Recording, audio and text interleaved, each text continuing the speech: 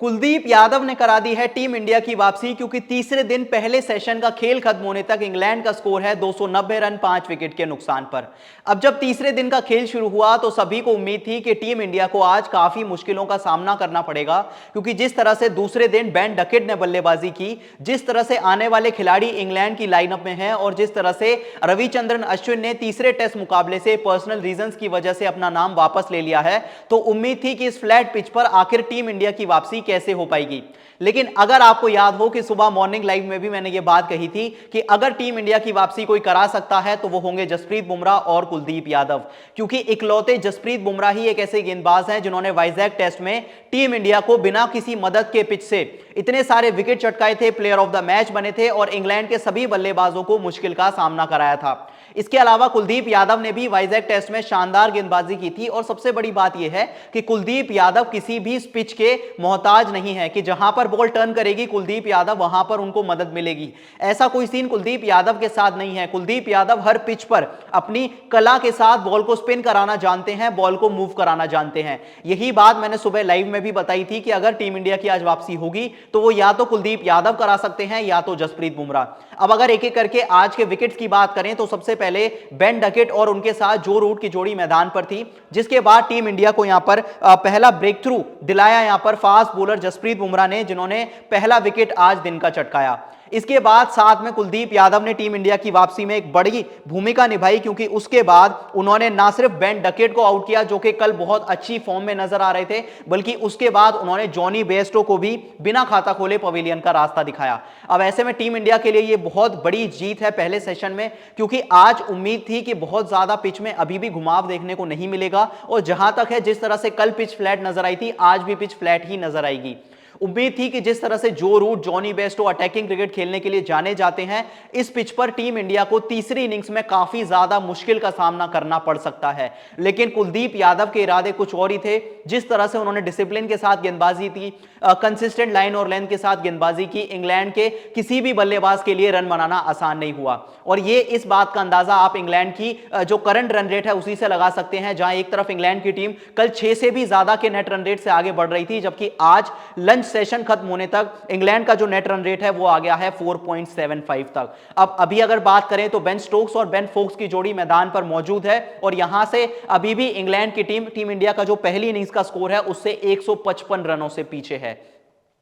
अब ऐसे तारीफ की जानी चाहिए रविंद्र जडेजा की भी, क्योंकि जितने भी ओवर्स की गेंदबाजी उन्होंने की, तीसरे दिन की अगर बात करें तो काफी ज्यादा अनुशासन नजर आया उनकी गेंदबाजी में कंपैरेटिवली जिस तरह से वो कल गेंदबाजी कर रहे थे। लेकिन ओवरऑल टीम इंडिया के लिए काम अभी खत्म नहीं हुआ है, क्योंकि इंग्लैंड के कप्तान बेन स्टोक्स अकेले दम पर पलटना जानते हैं मैच और इस समय 73 गेंदों पर 39 रन बनाकर नाबाद हैं। 6 चौके अब तक अपनी पारी में लगा चुके हैं। उनके साथ अगर बेन फोक्स की बात करें तो 28 गेंदों में 6 रन उन्होंने बनाए हैं और एक चौका उन्होंने लगाया है। और भूलें ना कि इंग्लैंड की जो ये टेल है उसमें भी दमखम है काफी बड़े रन्स बनाने का, चाहे आप रेहान अहमद की बात करें, टॉम हार्टली की बात करें या फिर बात करें इसी के साथ मार्क वुड की। पिछले 2 मुकाबलों में जिस तरह से टॉम हार्टली ने बल्लेबाजी की है, बल्लेबाजी करना जानते हैं और बखूबी करना जानते हैं, तो इसलिए टीम इंडिया के लिए काम अभी भी यहां पर खत्म नहीं हुआ है। यहां से कोशिश करनी होगी भारतीय स्पिन गेंदबाजों को और साथ ही साथ जसप्रीत बुमराह को कि जितने हो सके जल्द से जल्द विकेट गिराए जाएं और इंग्लैंड की टीम को पहली इनिंग्स में जल्द से जल्द समेटा जाए,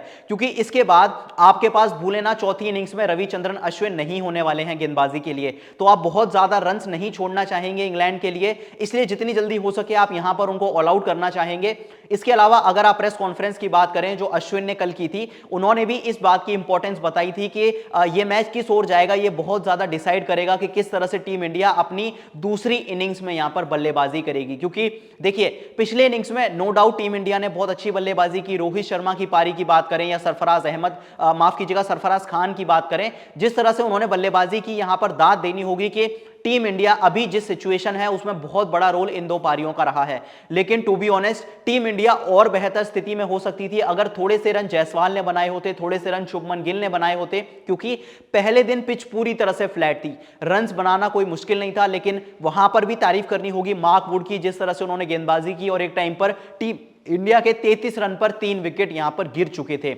उसके बाद टीम इंडिया ने अच्छी रिकवरी की, 400 प्लस का स्कोर यहां पर खड़ा किया। और अब अगर बात की जाए यहां पर इंग्लैंड की तो लंच तक ये हाल है कि इंग्लैंड के 290 रनों पर 5 विकेट गिर चुके हैं। 61 ओवर्स की बल्लेबाजी अभी हुई है और अभी भी स्ट्राइक पर बेन स्टोक्स और बेन फोक्स की जोड़ी यहां पर मौजूद है। मॉर्निंग सेशन की बात करें तो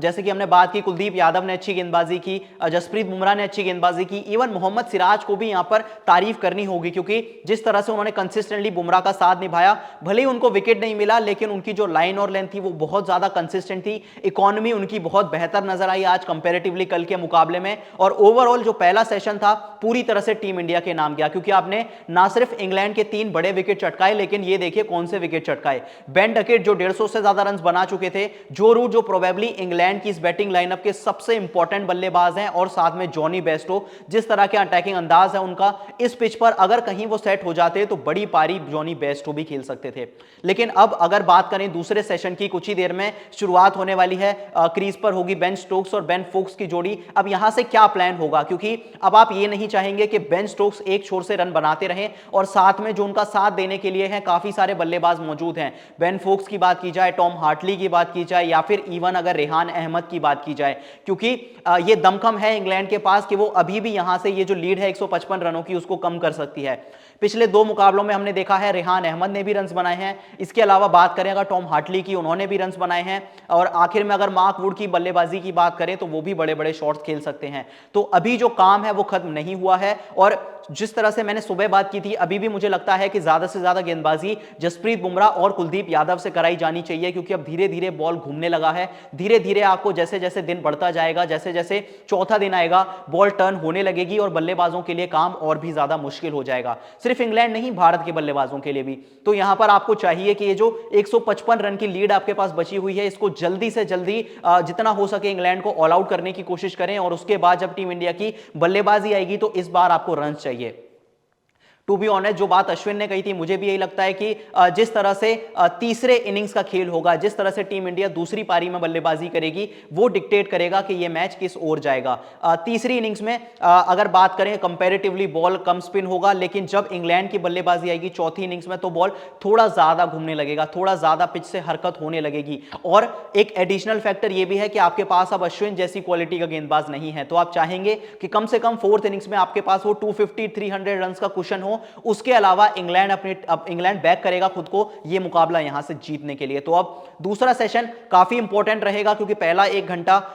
किसी भी टीम के लिए आसान नहीं होता वापसी करना ऐसी सिचुएशन से, जब आपके ऑलरेडी पहले सेशन में 3 विकेट गिर चुके हैं, और यहां से रेहान अहमद, टॉम हार्टली जरूर बल्लेबाजी कर सकते हैं, लेकिन अगर आपने जल्दी उनको आउट कर लिया तो उसके बाद इंग्लैंड की टीम पूरी तरह से बैकफुट पर चली जाएगी। तो इसके बाद जो भी सेकंड सेशन का हाल होगा, जो भी पूरे दिन का हाल होगा, वो लेकर हम जरूर आपके साथ एक बार फिर से जुड़ जाएंगे शाम को, जो हमारा लाइव सेशन होगा। तब तक के लिए अगर अभी तक आपने हमारे चैनल को सब्सक्राइब नहीं किया है तो जल्दी से जाकर कर लें, क्रिकेट ज्ञान को सब्सक्राइब कर लें, बेल आइकन को प्रेस कर लें, ताकि कोई भी वीडियो आपसे मिस ना हो जाए। क्योंकि देखिए, एक तो लाइव की बात है, दूसरा जो भी हम वीडियोस बनाते हैं सारी रीसेंट अपडेट्स को लेकर, जैसे अभी अभी अश्विन बाहर हुए हैं इस टेस्ट सीरीज से, इसके अलावा पीएसएल भी शुरू हो चुका है, उसका भी अपडेट्स आपको लगातार देते रहेंगे। तो ये सारी की सारी अपडेट्स आपसे मिस ना हो जाए, इसलिए जल्दी से जाकर क्रिकेट ज्ञान के हमारे इस प्लेटफॉर्म को सब्सक्राइब कर लें, बेल आइकन को प्रेस कर लें, ताकि कोई भी वीडियो का नोटिफिकेशन आपसे मिस ना हो जाए। अभी के लिए हमारे इस खास पेशकश में इतना ही, तब तक के लिए अपना ध्यान रखें। Bye bye and take care.